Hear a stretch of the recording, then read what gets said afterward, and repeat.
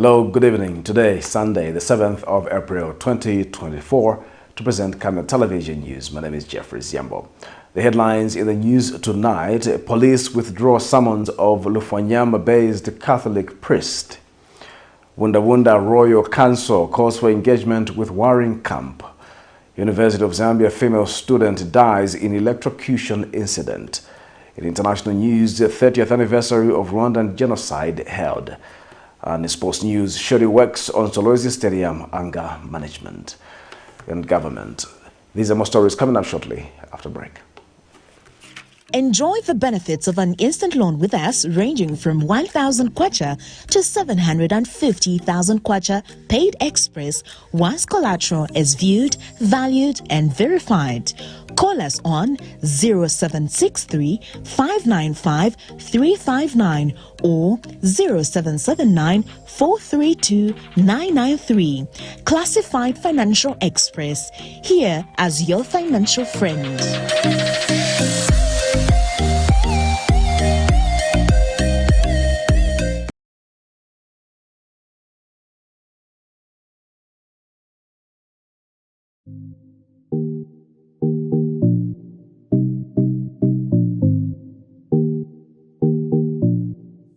With this impending drought, it's time we look to alternatives of sustaining our crops.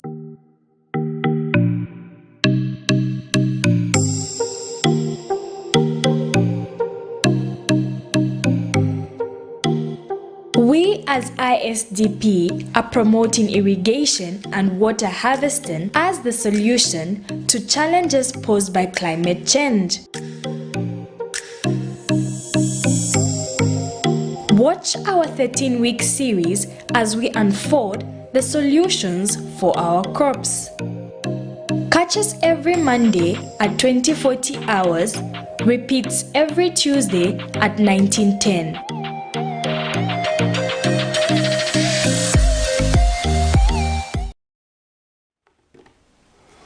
Camnet Television main news in detail. The BUNDABUNDA Royal Council of Rufonsa District in Lusaka Province has refuted assertions that the Supreme Court ordered for the dethronement of Chief BUNDABUNDA. Royal Council Secretary Francis Chipongo explains that the 20th March 2024 ruling mainly acknowledged the other camp claiming the throne as family members, overturning the 2017 High Court judgment deeming the challenger not part of the family tree. Speaking during a press conference in Lusaka Sunday afternoon, Mr. Chipongo has since appealed to the other camp to come forward and convince the royal family members that they are part of the documented 1972 and 2012 family tree instead of championing the dethroning of the chief. Another Royal Council member, Kenneth Chipongo, stresses that it is impossible to dethrone a sitting chief, warning that doing so will bring a traditional calamity. More in this report.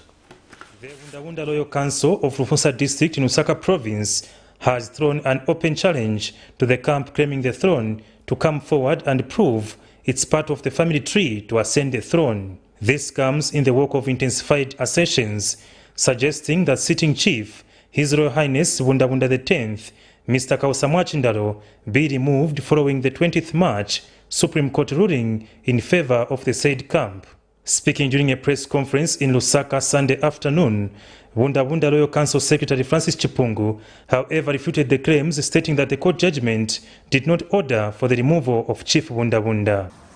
There is no mention at all where it says that the sitting chief, Mr. Kausa Mwachindalo, His Royal Highness Chief BUNDABUNDA X, should pave way for a new chief, Mr. David Musona, or the sitting chief should be evicted from the palace by the police. The judgment is totally silent over this.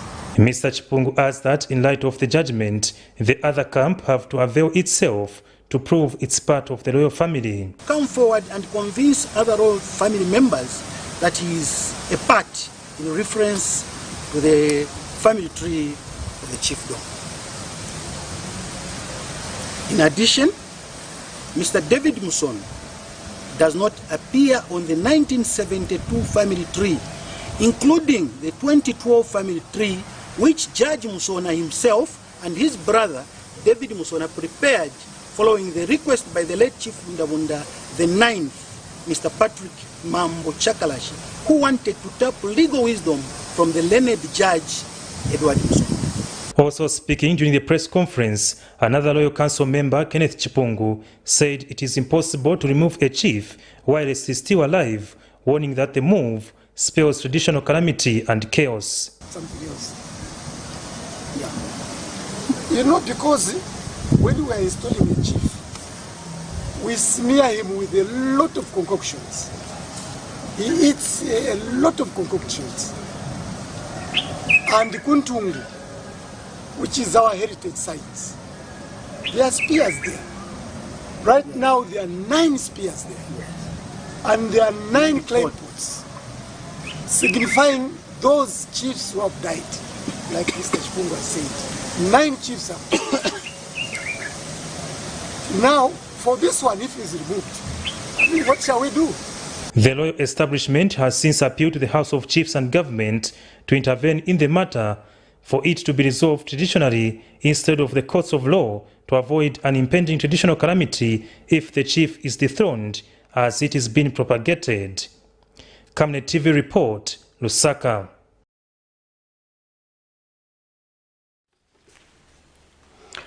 Still with chiefs, the House of Chiefs has urged the government to consider redefining some constituencies in the country. Announcing the development, Ministry of Local Government and Rural Development Permanent Secretary, Administration Mambo Hamaundu, says the House is since expected to begin sessions from the 8th to the 17th of April 2024. Mr. Hamaundu says government is committed to foster cordial relations with traditional leaders in recognition of the important role they play in spearheading the implementation of developmental projects in chiefdoms. You may be aware, their Royal Highnesses are custodians of custom and tradition and culture. And as a country, we are presently faced with a number of challenges, amongst them the issue of drought, which is connected to climate change. And because of that, during the deliberation, there is an expectation that we must have a presentation from the Ministry of Green Economy, Ministry of Agriculture, and we also expect to have a presentation from Ministry of Agriculture, USAID, to just talk of topical issues.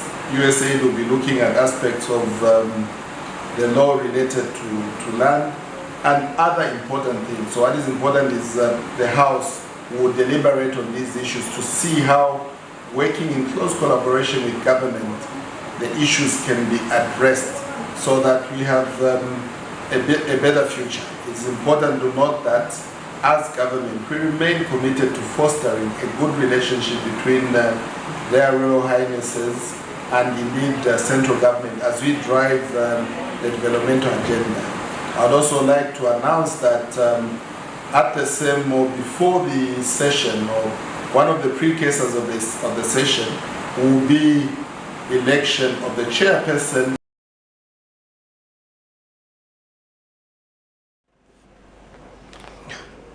Police have withdrawn a summons which was earlier directed to LUFWANYAMA-based Catholic priest Father Andrew Chewe following his remarks during the Easter period. Father Chewe recently went viral for vehemently criticizing the government on economic issues the country is facing, such as the high cost of living, unemployment levels and load shedding. The police summon dated Saturday, April 6, 2024, requesting Father Chewe to appear before the Copperbelt Division headquarters in Ndola on the 9th of April 2024 for unspecified investigative reasons has made rounds on various social media platforms. However, in a statement, Police Public Relations Officer Ray Hamonga says after reassessment of the situation, the service has established that the current investigations of the matter do not require Father Chewe's immediate appearance. On Saturday, 6th April 2024, the Zambia Police Ndola Division summoned LUFWANYAMA-based Catholic priest Father Andrew Chewe following his alleged remarks of hate speech. Recently, Father Chewe went viral for unapologetically preaching against the high cost of living, load shedding, and high unemployment levels, among other challenges the country is facing. In the sermon, Father Chiwe was being asked to appear before the Ndora Division headquarters for unclassified investigative reasons. This development attracted a lot of attention from various stakeholders who expressed various concerns on the matter. Movement for Promoting National Values and Principles has cautioned the church against being involved in politics, as that has detrimental effects to its primary role of preaching salvation to congregants. And governance expert and human rights advocate Wesley Mianda has bemoaned the act by police, stating that Father Chiwe, just like any other citizen of Zambia, holds constitutional rights to express his views without being curtailed by anyone. The summoning of LUFWANYAMA-based Catholic priest Father Andrew Chewe Mukosa by Copperbelt Police for preaching against high levels or high cost of living, high levels of unemployment, and load shedding in the country is unacceptable. The Catholic priest has been asked to report himself to Copperbelt Police Headquarters for questioning and possible arrest over the preaching he had during Easter weekend, where he highlighted the number of issues affecting citizens. We see totally nothing wrong with the priest's preaching because it is a true reflection of what is obtaining on the ground. The prices of essential commodities, such as fuel, meal, and many others, are ever going high, and load shedding due to low water levels in Kariba Dam has also become the order of the day. In fact, load shedding, though not necessarily blamed on the government, has really affected most businesses. Meanwhile, Citizens First spokesperson Frank Sichone has described the sermon as an act of dictatorship perpetrated by the UPND administration. We are not surprised as Citizens First because we told the people of Zambia that we are going into a dictatorship, and this is how a dictatorship operates. They don't respect the citizens, they don't respect the rights of the citizens to speak the truth. Since when did you see the police summoning the priests or pastors and so forth for simply speaking the truth? This government does not respect the human rights, doesn't respect our rights as citizens, and what they should have done if they were troubled, they should have gone through the right channel, and the right channel was to speak through the mother bodies of these churches if they have an issue with an individual, or should it be a priest speaking the truth. So we are asking the government to actually even build more courts if this is the case, because most of us will have to go to these courts to go and justify and to make sure that we remind them that we are acting within the Constitution. Following the uproar received from the public, police in the afternoon withdrew their call out against Father Chiwe, stating that the investigations did not call for the immediate appearance of the Catholic priest. The Zambia Police Service issues this message to Father Chiwe Mukosa in response to the recent call-out issued to him by the Copperbelt Division. We urge him not to report to the Copperbelt Division as per the call-out issued to him. After reassessment of the situation, it has been determined that there is no need for his immediate appearance or involvement in any ongoing investigations or inquiries. Father Mukosa was summoned by the police to provide a statement regarding remarks made during a religious gathering which were deemed to potentially constitute hate speech. The Zambia Police Service wishes to remind the public that we have a legal mandate to investigate all forms of criminal activity regardless of where they occur. It is imperative for all individuals to cooperate with law enforcement agencies in such matters. We urge the public to uphold the principles of lawfulness and respect for one another as they go about their daily activities. Hate speech and any form of incitement to violence have no place in our society, and those found culpable. Chanda Mwango for Camnet News in Lusaka.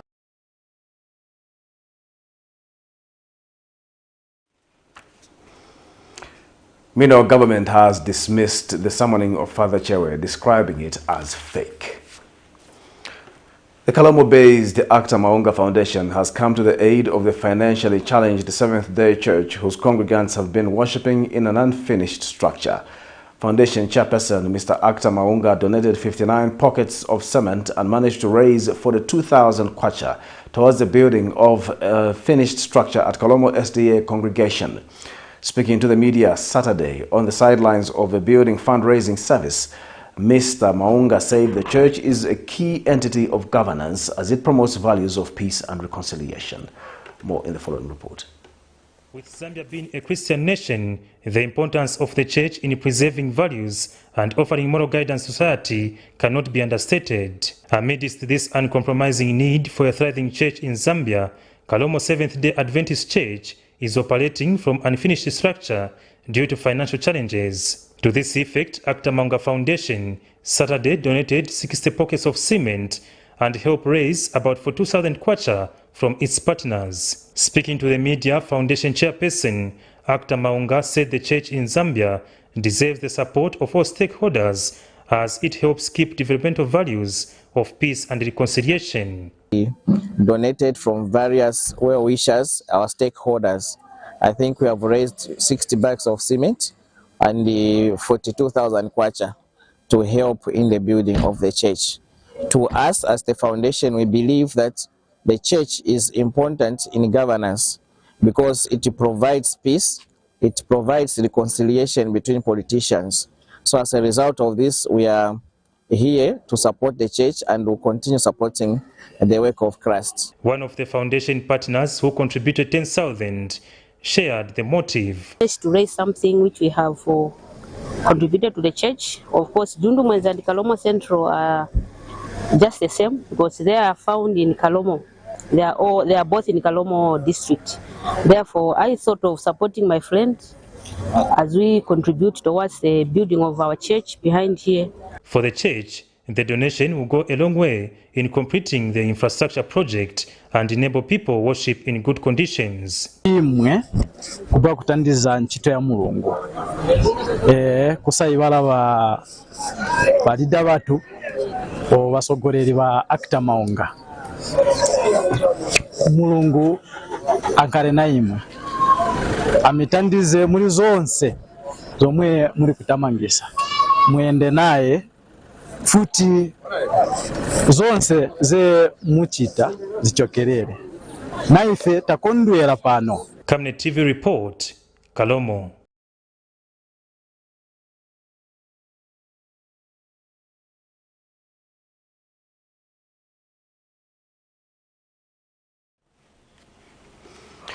Energy expert Dr. Johnston Chikwanda says plans by ZESCO to explore geothermal power production to meet the demand for electricity in Zambia and the entire southern region is a welcome development. In an interview with Camnet News, Dr. Chikwanda highlights the reliability of geothermal electricity as an alternative to hydropower electricity, especially amidst the challenges faced in the energy sector owing to the drought. He underscores the importance of diversifying sources of power for the utility company to meet its objectives of powering the nation. Dr. Chikwanda has since urged ZESCO to implement all plans of exploring other sources of energy to effectively respond to the challenges posed in the sector. Geothermal energy represents one of the most reliable and credible alternative forms of energy in that it will run and produce electricity during the day and also during the night, as compared to solar, which only works during the day at the moment. And so for me, if ZESCO has decided to go in this direction, it is a welcome development, because ZESCO's motto is powering the nation. And by solely depending on one source of energy, which is hydro, there is no way it will be able to manage on that motto, looking at the past experiences and also going into the future, because it is no longer reliable to depend on hydropower. And this affects the nation, but also it affects ZESCO's revenue itself. Its sustainability plan can be destroyed if it continues to depend on one source of energy only. So for the sake of its own sustainability and to help improve the energy security for the country, it is very important that ZESCO must be seen to be diversifying its power sources. A 22-year-old third-year student of public administration at the University of Zambia, Margaret Chibesakunda, has died after being electrocuted when she attempted to charge her phone. The incident is said to have occurred around 21 hours on the 6th of April 2024 at the victim's hostel in room 23 of the October Block 2 hostel at the institution. Ms. Chibesakunda sustained severe burns on her neck, right elbow and leg. Police have since confirmed the development, stating that it received a report from the registered nurse at the University of Zambia Clinic, Mwanjadaka 29 of Chimulambe Street, Ngombe. More in the following report. In an unfortunate turn of events, on Saturday, 6th April 2024, a 22-year-old University of Zambia student of public administration, Margaret Chibesakunda, unfortunately lost her life after being electrocuted upon attempting to charge her phone. The incident is said to have happened around 21 hours, after which a report was launched at Charleston Police by registered Unza nurse Mwanjadaka 29 of Chumulambe Street, Ngombe. Police Public Relations Officer Ray Hamonga has confirmed the development, stating that investigations have since been launched to establish the clear cause of the unfortunate incident. The victim, Mr. Chibesakunda, who kept up in October Block 2 hostel, sustained severe burns on her neck, right elbow and leg owing to the fatal electrocution, an incident which caused fellow students to obstruct the Great East Road with stones and drums. Police in response took to the scene to restore public order by urging students to mourn within campus as opposed to disrupting public order. Of 6th April 2024 at approximately 23:40 hours, Charleston Police Station received a distressing report of electrocution from Ms. Mwanjadaka, 829, residing at house number 86/24 Ngombe, Chumulambe Street. Ms. Daka, a registered nurse at the University of Zambia Clinic, reported a tragic incident involving Ms. Margaret Chibesakunda, age 22, a third-year student studying public administration at the University of Zambia. According to the report, Ms. Chibesakunda was fatally electrocuted while attempting to plug her phone for charging. The incident occurred around 21:30 hours at October Block 2, Room 23 of the University of Zambia Great East Road campus. Ms. Chibesakunda sustained severe burns on her neck, right elbow and leg. Despite efforts to save her life, she succumbed to her injuries. Following the unfortunate event, there was a spontaneous demonstration by University of Zambia students obstructing the Great East Road with stones and drums. In response, police officers swiftly intervened to restore public order. The students were urged to mourn within the campus premises rather than disrupting public order. Fortunately, the students complied with advice and returned to the university grounds. The deceased body was transferred to the University of Zambia Clinic and subsequently deposited at the University Teaching Hospital mortuary awaiting postmortem. Meanwhile, a student at the University of Zambia has since appealed to management to address their concerns of properly ensuring that electricity cables are installed. Sanitation should be improved, and even the connection where power is concerned. This is why we've seen this challenge, the problem which have just happened. It's because of some power connections, they are naked. So it makes people like to be, when you are cooking, wires are just naked, so it end up maybe accidentally you touch those naked wires. And the one which has caused this accident which have just happened to our colleagues by the name of Margaret.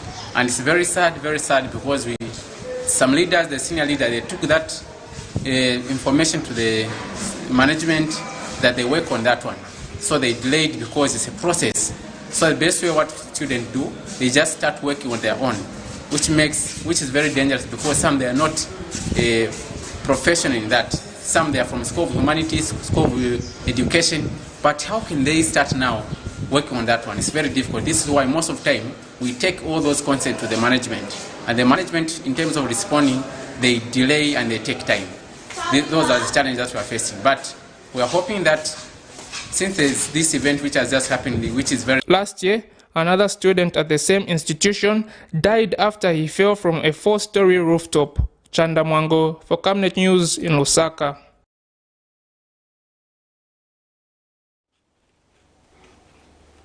The Federation of Free Trade Unions of Zambia, FFTUZ, is calling on the Ministry of Finance and National Planning to embrace all stakeholders in the preparation of the national budget. Speaking in an interview, FFTUZ Secretary General Nelson Mwale disclosed that the ministry needs to facilitate the inclusion of all stakeholders to enhance transparency in the process. In line with the Planning and Budgeting Act, government has started the preparations for the 2025 national budget and the 2025 to 2027 medium-term budget plan. Serious consultations in the budgetary preparations, especially consultation of stakeholders, I think it's actually long overdue. Many are the times that as a federation we've cried for this consultation because we are aware that as a federation our constituency is wide and we have a lot of input to put in the budgetary allocation, so that at the end of the day we are able to move together with government. And so we are saying the move to consult stakeholders is welcome, and I hope it will be done and done as quickly as possible because we are running out of time. Having said that, I also want to make a mention that consultation must be inclusive so that no stakeholder is left out. Many are the times, sorry to make a mention, that the labor movement has not been consulted in very critical matters, including the law reform. We need to be consulted when government is undertaking the process of law reform because our constituency is very, very wide and we do represent a very critical constituency. PAD Girl Executive Director Estro Meleki has urged the public to have open discussions on matters relating to menstrual health in order to effectively deal with period poverty in the country. In an interview with Camnet News, Mr. Meleki underscores the importance of involving the community in the fight against period poverty to clear the myths and misconceptions that surround the matter. Mr. Meleki has since called on various stakeholders to collaborate in the fight against period poverty. We want to ensure that we create an environment where a girl child is not denied access to education because of something as natural as menstruation. So we want to make everyone aware to say, things to do with period is not a women's issue, but an issue of society. As a result, as a society, let us come together and use every resources available to ensure that we create a safe and conducive environment for our girls to learn and also have access to information and period hygiene products. By doing that, we are going to make it even safe for them to handle their period without getting any infection and also being disadvantages when it comes to coming to do with their daily activities as a result of them having their period. I think out of this project also we will also make sure that girls are kept busy with school as a way of reducing on early marriages, because if our girls are disadvantaged, they do not have proper access materials to handle their period, you find that they will be made to stay home and miss out on education, and after that they likely to also lose interest in school. And what will happen next is we find that our girls will resort into getting married. So as the saying goes, if you educate a girl, you educate the nation. So let us come together and see how best we can support our girls and ensure that they're kept in school. This is Camnet Television News. We'll take our first break. Join us for more news shortly after the break. Are you looking for a reliable and efficient courier company with international standards?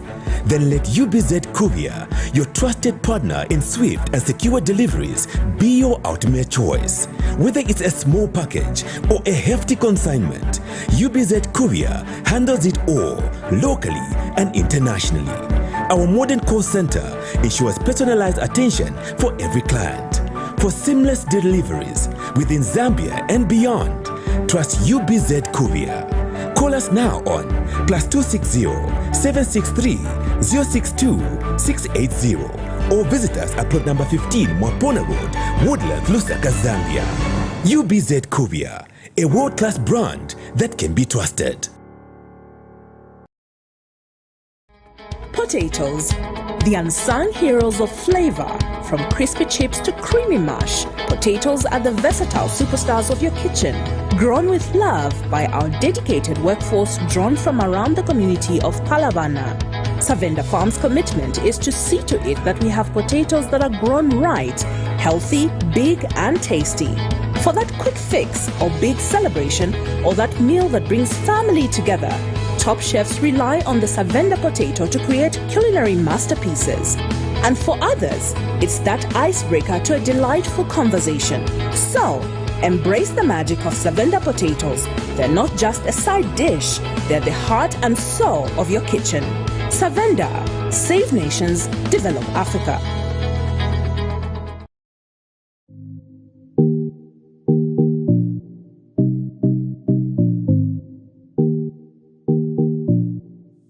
With this impending drought, it's time we look to alternatives of sustaining our crops.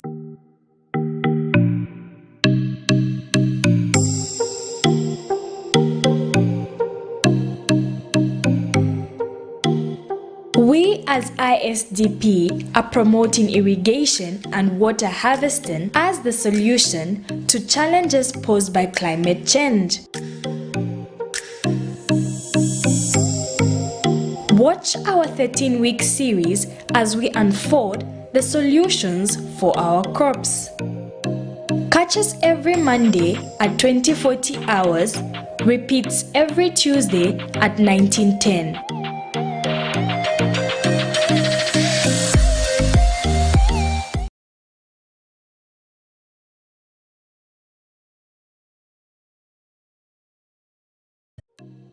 Enjoy the benefits of an instant loan with us ranging from 1,000 kwacha to 750,000 kwacha paid express once collateral is viewed, valued and verified.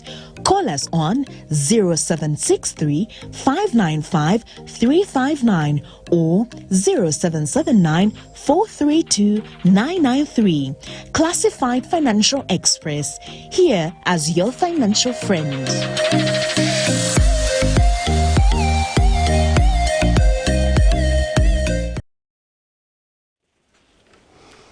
Welcome back. We'll continue with the news. Kawe District Commissioner Renox Shimwamba has welcomed the proposed amendment to include district commissioners in the Constituency Development Fund, Constituency Development Committees. Mr. Shimwamba says the Constituency Development Fund Bill of 2023 is welcome as it will provide balance in the implementation of the fund, especially in opposition-held areas. The Constituency Development Fund Bill of 2023 will provide for the revision of the composition of the CDF Committee and establish the Provincial CDF Committee, among others.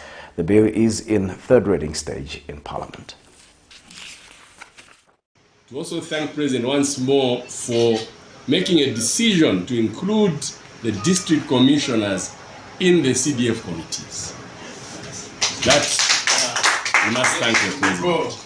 There have been a lot of imbalance, Honorable Chairman and Ma'am. There's been so much imbalance, particularly in opposition areas where we are parliamentarians. And this I must say it very honestly. In terms of empowerment, in terms of grants and loans, women empowerment, youth empowerment, secondary boarding, issues around contract award for CDF projects, there's been a lot of imbalance. And we think that the decision President Hakainde has made to include district commissioners will create that balance. Please send that message for us to President Hakainde. As Dean of District Commissioners in Central Province, we are saying we are very elated. And we just pray that these processes, as they go through the third reading, the committee stage third reading, and eventual assenting of that bill by President, will harmonize the relationships. The idea is not to bring about disunity between DCs as well as the MPs. We are one, and I think it will help to try and create a bigger coverage for our people.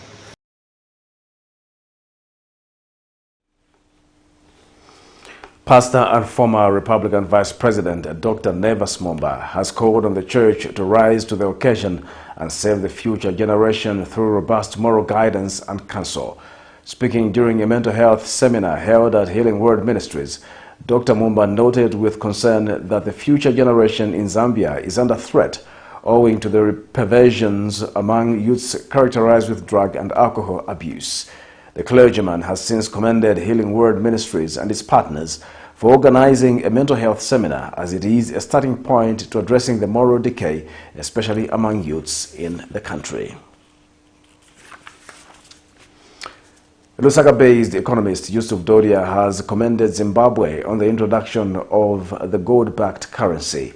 Speaking in an interview, Mr. Dodia says the strength of the Zimbabwean currency has an impact in the Zambian economy, as the country trades with the country in mineral products, food and agriculture equipment.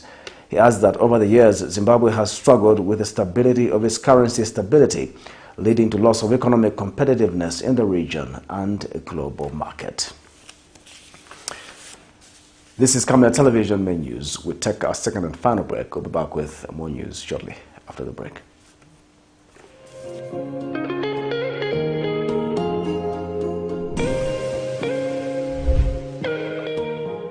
Introducing Darren B, a touch of class.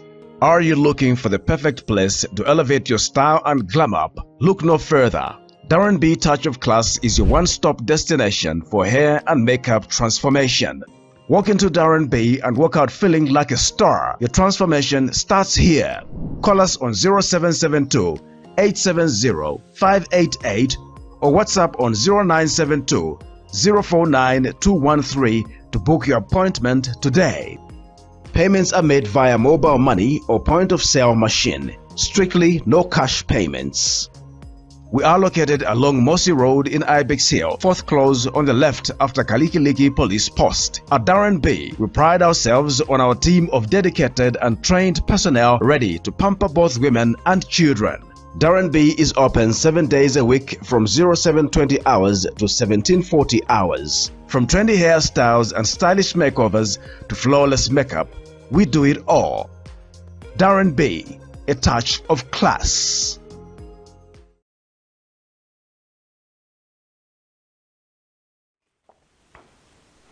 Welcome back. And now in international news, Rwandan President Paul Kagame blamed the inaction of the international community for allowing the 1994 genocide to happen, as the Rwandans on Sunday commemorated 30 years since an estimated 800,000 people were killed by government-backed extremists. Rwanda has shown strong recovery and economic growth in the years since, but scars remain, and there are questions about whether genuine reconciliation has been achieved under the long rule of Kagame, whose rebel movement stopped the genocide and seized power.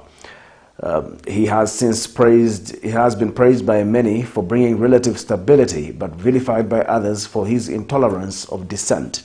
Kagame led somber commemoration events in the capital, Kigali. Foreign visitors included a delegation led by Bill Clinton, the U.S. president during the genocide, and Israeli President Isaac Herzog, whose country has been accused by South Africa of committing genocide in Gaza at the International Court of Justice. For this and other international stories, we monitored Africa News. We invite you all to take a step forward. Rwandan President Paul Kagame led a somber commemoration ceremony in the capital Kigali on Sunday on the 30th anniversary of the Rwandan genocide. Foreign visitors included the leaders of South Africa, Congo, Ethiopia, the Central African Republic and Tanzania, as well as Israeli President Isaac Herzog, whose country has been accused by South Africa of committing genocide in Gaza at the International Court of Justice.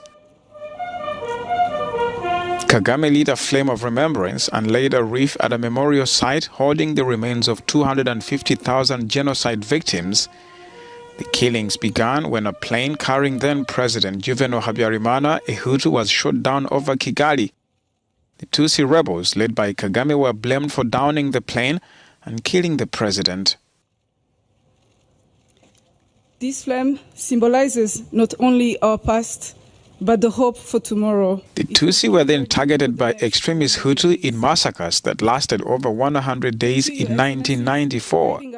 Some moderate Hutus who tried to protect members of the Tutsi minority were also killed.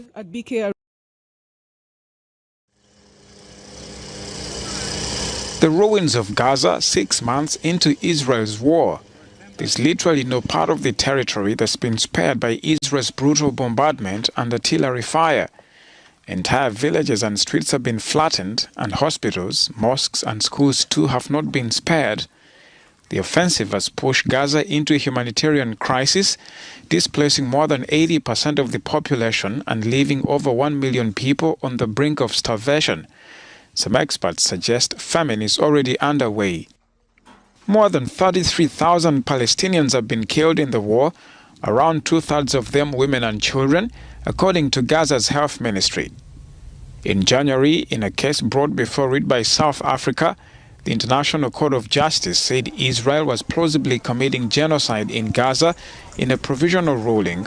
Despite a Security Council resolution ordering a ceasefire 2 weeks ago, Israel's government has continued its offensive with protection from Washington. Half a year in, there is still no definitive pathway to end the war, as Israel and Hamas, the rulers of Gaza, still cannot agree a comprehensive ceasefire. At the funeral of General Mohammad Reza Zardi, the highest-ranking commander slain in Israel's bombing of Iran's consulate in Syria on Monday, Iran's Joint Chief of Staff vowed a tough response Saturday. The time, type, and plan of the revenge operation will be decided by us, in a way that makes Israel regret what it did. This will definitely be done. Bagheri made the comments in Isfahan, Zaidi's hometown, about 440 kilometers south of the capital Tehran. The attack on an Iranian diplomatic compound was a significant escalation in what has been a long-running shadow war between the two arch-enemies, and Israel has been bracing for a response from Tehran. The tensions flared against the backdrop of Israel's 6-month war on Gaza and raised fears of a widening regional conflict.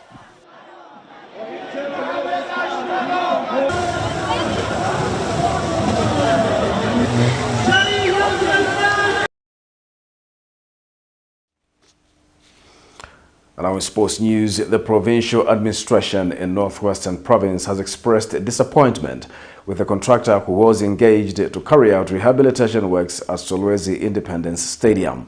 Speaking when Football Association of Zambia FAS President Andrew Kamanga paid a courtesy call at his office in Solwezi, Provincial Acting Deputy Permanent Secretary Tredson Mulofwa said the contractor has never been available for interaction with leaders at the provincial administration. Zanis reports that Mulofwa disclosed that several attempts have been made to have an audience with the contractor regarding the scope of works at the stadium, but to no avail. Mulofwa said what is even more disappointing is the quality of rehabilitation works, which he said does not seem to match the pronounced 300,000 United States dollars.